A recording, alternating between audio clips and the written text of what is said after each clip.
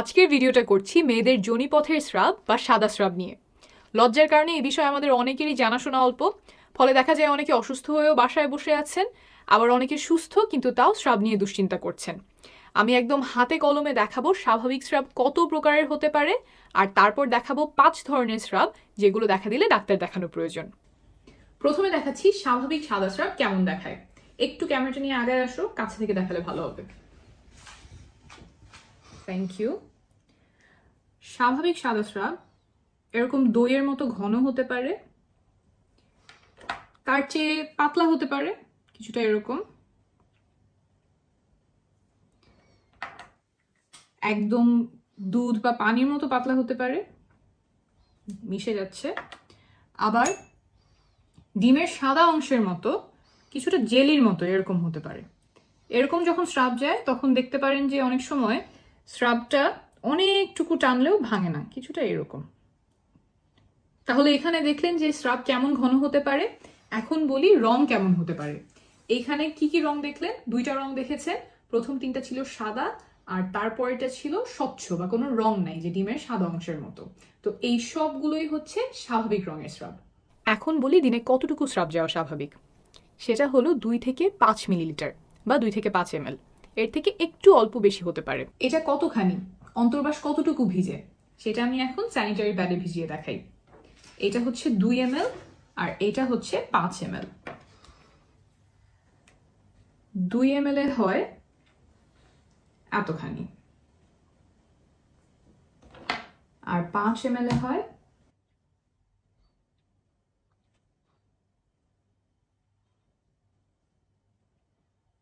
এতখানি।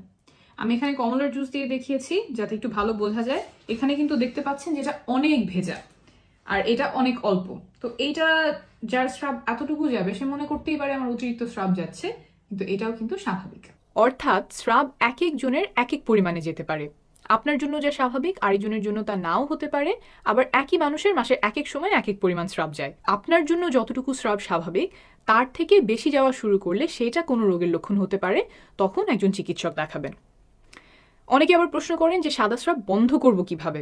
কেউ ভাবেন স্রাব যাওয়ার কারণে তার শরীর দুর্বল লাগছে, স্বাস্থ্য ভেঙে পড়ছে। এগুলো ভুল ধারণা। স্রাব শরীরের কোনো ক্ষতি করে না, বরং শরীরের জন্য উপকারী। স্রাবের 2টা উপকারের কথা বলি। 1, মাসিকের রাস্তা পরিষ্কার রাখতে সাহায্য করে। 2, মাসিকের রাস্তায় ইনফেকশন হওয়া থেকে সুরক্ষা দেয়। সাদা স্রাব বন্ধ করার কোনো প্রয়োজন নাই। স্রাব থাকাটাই স্বাভাবিক। প্রায় সব মেয়েরই স্রাব যায়। স্রাব আপনাকে দুর্বল করবে না, স্বাস্থ্যও ভাঙবে না। স্বাভাবিক স্রাব কেমন হয় সেটা দেখলাম। এখন দেখাবো এমন কিছু স্রাবের নমুনা যেগুলো স্বাভাবিক নয়, রোগের লক্ষণ। প্রথমে এখানে দেখাচ্ছি চাকা চাকা স্রাব। দেখতে সাদা কিন্তু এর মধ্যে চাকা চাকা রয়েছে, দেখতে কিছুটা দই বা পনিরের মতো। এখানে আমি কটেজ চিজ দিয়ে দেখাচ্ছি। এমন স্রাবের সাথে সাধারণত মাসিকের রাস্তায় বেশ চুলকানি হয়, প্রস্রাব করার সময় সহবাসের সময় ব্যথা হতে পারে, জ্বালা পোড়া হতে পারে। এগুলো এক ধরনের ফাঙ্গাল ইনফেকশনের লক্ষণ। অনেকে এটা ইস্ট ইনফেকশনও বলেন। এই রোগটা কেন হয় বুঝিয়ে বলি। মাসিকের রাস্তায় কোনো কারণে যদি উপকারী জীবাণুর সংখ্যা কমে গিয়ে এক ধরনের ফাঙ্গাসের সংখ্যা বেড়ে যায়, ফাঙ্গাসের নামটা হলো ক্যান্ডিডা, তখন এই রোগ দেখা দিতে পারে। যেমন কোনো অসুস্থতার জন্য আপনি অ্যান্টিবায়োটিক ওষুধ খেলেন, অ্যান্টিবায়োটিক গিয়ে মাসিকের রাস্তায় ভালো ব্যাকটেরিয়াগুলো মেরে ফেললো, আর সেই সুযোগে ফাঙ্গাস অনেক বংশবিস্তার করলো, তখন এই রোগ দেখা দিতে পারে। এটা সারিয়ে তোলা হয় অ্যান্টিফাঙ্গাল ওষুধ দিয়ে। সেটা মুখে খাওয়ার ওষুধ হতে পারে বা মাসিকের রাস্তায় ঢোকানোর ওষুধ হতে পারে। চিকিৎসা শুরু করার 1 থেকে 2 সপ্তাহের মধ্যেই এটা সাধারণত সেরে যায়, তাই ডাক্তারের পরামর্শ নেবেন। এরপরে যে ধরনের স্রাব দুশ্চিন্তার কারণ সেটা হলো ধূসর বা ছাই রঙের স্রাব। আমি একটু দেখাই কেমন হতে পারে সেই রংটা। কিছুটা এইরকম স্রাব। এই ছাই রঙের স্রাব আনতে আমি কফি, ফুড কালার এবং দই ব্যবহার করেছি। রোগীরা সাধারণত আমাদের কাছে এসে বলে যে স্রাবে খুব দুর্গন্ধ যাচ্ছে, পচা মাছের মতো দুর্গন্ধ হচ্ছে, তবে তাদের সাধারণত ব্যথা থাকে না, চুলকানি থাকে না। এই রোগটা কেন হয়? যোনিপথে যেসব ব্যাকটেরিয়া থাকে তাদের মধ্যে যদি কোনো কারণে অনেক অদল বদল হয়, যোনিপথের স্বাভাবিক পরিবেশ নষ্ট হয়ে যায়, তখন এই রোগ দেখা দিতে পারে। এই রোগের চিকিৎসা হয় অ্যান্টিবায়োটিক ওষুধ দিয়ে। সেটাও মুখে খাওয়ার ট্যাবলেট বা মাসিকের রাস্তায় দেওয়ার ক্রিম বা জেল হতে পারে, তাই ডাক্তার দেখিয়ে নেবেন। আর ভিডিও শেষে যোনিপথ সুস্থ রাখতে যেসব জিনিস পরিহার করার পরামর্শ দিয়েছি সেগুলো মেনে চললে এই রোগটা আবার হওয়ার সম্ভাবনা কমবে। এরপরে যে স্রাবটা শঙ্কার কারণ সেটা হলো সবুজ রঙের স্রাব। আমি একটু প্যাডে ঢেলে দেখাই যে কিরকম হতে পারে। কিছুটা এইরকম সবুজ রঙের স্রাব যেতে পারে। এই সবুজ রংটা আনতে আমি লাইম ইয়োগার্ট, দুধ এবং ফুড কালারের সাহায্য নিয়েছি। এরকম সবুজ রঙের স্রাব গনোরিয়া রোগে দেখা যেতে পারে। এর সাথে রোগীরা অনেকেই বলে যে তলপেটে ব্যথা হচ্ছে, প্রস্রাবের রাস্তায় জ্বালাপোড়া হয় কারো কারো। এই রোগের ব্যাপারে একটু সাবধান, কারণ চিকিৎসা না হলে জরায়ুতে ছড়িয়ে পরবর্তীতে বাচ্চা নিতে সমস্যা তৈরি করতে পারে। কিন্তু সময় মতো অ্যান্টিবায়োটিক ওষুধে এটা একদম সারিয়ে ফেলা যায়। ওষুধ দেওয়ার সপ্তাহখানেকের মধ্যেই আমরা আবার টেস্ট করে দেখি যে রোগটা পুরোপুরি সেরেছে কিনা।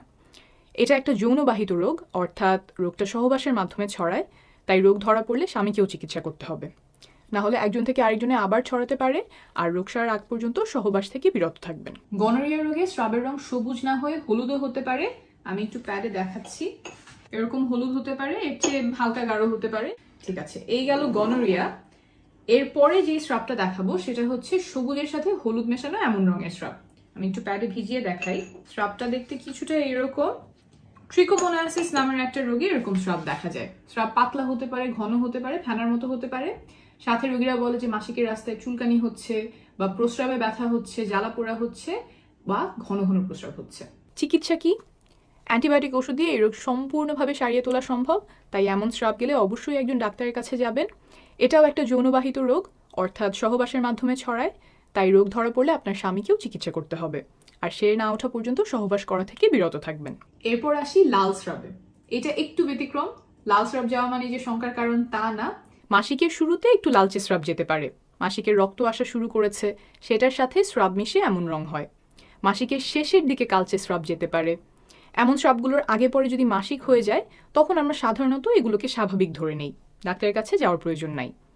3টা ক্ষেত্রে লাল স্রাব বা রক্ত আসলে চিকিৎসকের কাছে যাওয়া প্রয়োজন, এটা একটু মনোযোগ দিয়ে শুনবেন। 1. মাসিক ছাড়া যদি রক্ত যায় বা লাল স্রাব ভাঙে, স্বাভাবিক কিছু কারণে এমন হতে পারে, আবার জরায়ু মুখের ক্যান্সারের কারণেও হতে পারে, তাই এমন হলে অবশ্যই একজন গাইনোকোলজিস্ট দেখাবেন। 2. সহবাসের পরে যদি রক্তপাত হয়, সহবাসের সময় মাসিকের রাস্তায় আঘাত পেলে কিছুটা রক্তপাত হতে পারে, ইনফেকশনের কারণে এমন হতে পারে, আবার অল্প কিছু ক্ষেত্রে জরায়ু মুখের ক্যান্সার বা যোনিপথের ক্যান্সারের কারণেও হতে পারে, তাই এই ক্ষেত্রেও একজন গাইনোকোলজিস্ট দেখিয়ে নেওয়া শ্রেয়। 3. মাসিক বন্ধ হয়ে যাওয়ার পরে, সাধারণত যাদের বয়স 45-এর উপরে এবং 1 বছর ধরে মাসিক হয় না তাদের মেনোপজ হয়ে গেছে বলেই আমরা ধরে নিই। এর পরে অর্থাৎ মেনোপজের পরে বা মাসিক বন্ধ হয়ে যাওয়ার পরে কোনো ধরনের রক্ত যাওয়া, যদি সেটা একবারের জন্য হয়, খুব সামান্য পরিমাণেও হয়, রক্তের মতো দেখতে নাও হয়, গোলাপি হয়, কালচে হয় বা বাদামি হয়, তাও চিকিৎসকের কাছে যাবেন, কারণ এটা জরায়ু ক্যান্সারের লক্ষণ হতে পারে। যদি ক্যান্সার হয়ে থাকে তাহলে যত দ্রুত ধরা যায় তত ভালোভাবে তার চিকিৎসা করা যায়। তবে এমন হলেই ঘাবড়ে যাবেন না, ক্যান্সার ছাড়াও আরও অন্যান্য অনেক কারণে এমন হতে পারে, যেমন জরায়ু মুখের পলিপ, কিন্তু এটা হেলাফেলা না করে একজন গাইনোকোলজিস্টের শরণাপন্ন হবেন। যারা এই ভিডিওটা দেখছেন, সম্ভব হলে আপনার চেনা জানা বয়স্ক মহিলাদেরকে আজকে এই একটা তথ্য দয়া করে জানাবেন, কারণ মাসিকের রাস্তা দিয়ে রক্তপাত হলেও অনেকে হয়তো লজ্জার কারণে বলবেন না, বা এটা যে ঝুঁকিপূর্ণ তা না জানার কারণে এড়িয়ে যাবেন। এখন বলবো যোনিপথ সুস্থ রাখার টিপস। 1. যোনিপথের ভেতরে কোনো সাবান, সুগন্ধি, ডুশ বা অন্য কিছু দিয়ে পরিষ্কার করবেন না, কারণ যোনিপথের ভেতরটা সে নিজেই পরিষ্কার রাখে, বাইরে থেকে কিচ্ছু করার দরকার নাই, কিছু করতে গেলেই বরং হিতে বিপরীত হতে পারে। একটু আগে যে রোগগুলোর কথা বলেছিলাম, ফাঙ্গাল ইনফেকশন, ব্যাকটেরিয়াল ভ্যাজিনোসিস, এগুলো দেখা দিতে পারে, তাই ভেতরে একদমই কিছু করতে যাবেন না। 2. যোনিপথের বাইরের জায়গাটুকু পানি আর সাবান দিয়ে পরিষ্কার করবেন, সাধারণ একটা সাবান ব্যবহার করবেন, সুগন্ধিযুক্ত সাবান ব্যবহার করবেন না, ধোয়ার পরে ভালো করে জায়গাটা শুকিয়ে নেবেন। 3. সুতি কাপড়ের অন্তর্বাস পরবেন। 4. খুব টাইট অন্তর্বাস বা পায়জামা পরবেন না। 5. ডাক্তারের পরামর্শ ছাড়া কোনো প্রকার অ্যান্টিবায়োটিক ওষুধ খাবেন না।